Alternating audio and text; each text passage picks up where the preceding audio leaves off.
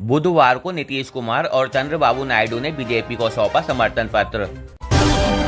नरेंद्र मोदी को चुना गया एनडीए का नेता, बैठक में पारित हुआ प्रस्ताव।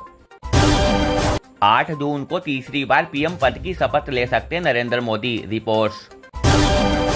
कल बीती रात राष्ट्रपति द्रौपदी मुर्मू ने निवर्तमान कैबिनेट के लिए राष्ट्रपति भवन में आयोजित किया डिनर। प्रधानमंत्री नरेंद्र मोदी समेत कई बीजेपी नेता राष्ट्रपति भवन पहुंचे। अमेरिकी राष्ट्रपति बाइडेन ने नरेंद्र मोदी व एनडीए को लोकसभा चुनाव जीतने पर दी बधाई। इजरायली प्रधानमंत्री नेतन्याहू ने पीएम मोदी को दी जीत की शुभकामनाएं, कहा बधाई हो। यूएई के राष्ट्रपति ने हिंदी में ट्वीट कर नरेंद्र मोदी को दी लोकसभा चुनाव में जीत की बधाई। यूक्रेनी राष्ट्रपति ने पीएम मोदी को दी जीत की बधाई, कहा निरंतर सहयोग की आशा है। बधाई हो प्रिय मित्र, लोकसभा चुनाव में जीतने पर पीएम मोदी से फ्रांस के राष्ट्रपति। बुधवार को विमान से दिल्ली जाते समय नीतीश कुमार और तेजस्वी यादव एक साथ बैठे नजर आए। तेजस्वी ने वायरल फोटो पर कहा, उन्होंने मुझे आगे बुलाया तो मैं चला गया था। बुधवार को एनडीए की बैठक के लिए दिल्ली पहुंचे नीतीश कुमार ने कहा, सरकार तो बनेगी ही।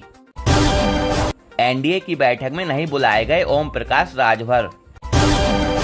बीजेपी ने एनडीए नेताओं की फोटो शेयर कर एक्स पर लिखा, सपने नहीं हकीकत बुनते हैं, तभी तो सब मोदी को चुनते हैं।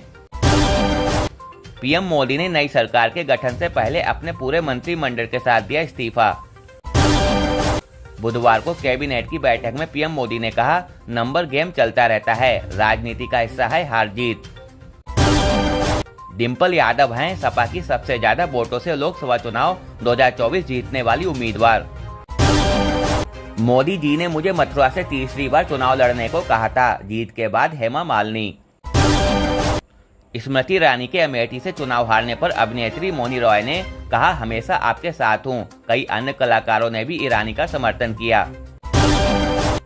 बुधवार को दिल्ली में इंडिया ब्लॉक की बैठक के बाद मल्लिका अर्जुन खड़गे ने कहा, बीजेपी की फांसीवादी सत्ता के खिलाफ जंग जारी रहेगी।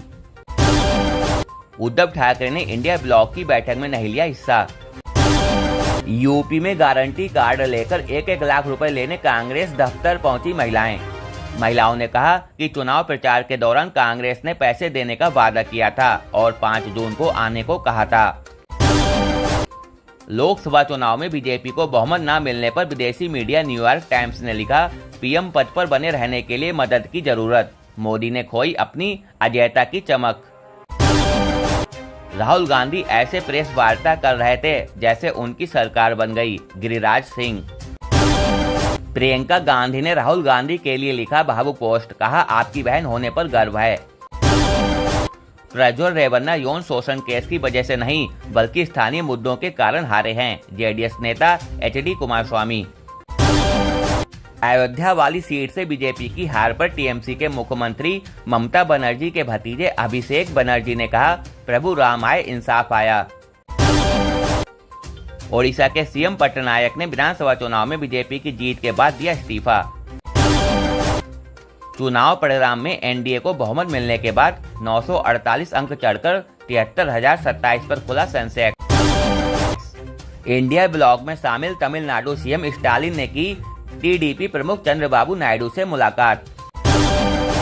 केंद्र में सरकार बनाने को लेकर इंडिया ब्लॉक के नेताओं के बयानों पर शिंदे ने कहा, गिरे भी तो टांग ऊपर, यानी हारने पर भी जीतने जैसा अभिनय करना। डिप्टी सीएम फडणवीस ने महाराष्ट्र में बीजेपी के खराब प्रदर्शन के बाद की इस्तीफे की पेशकश।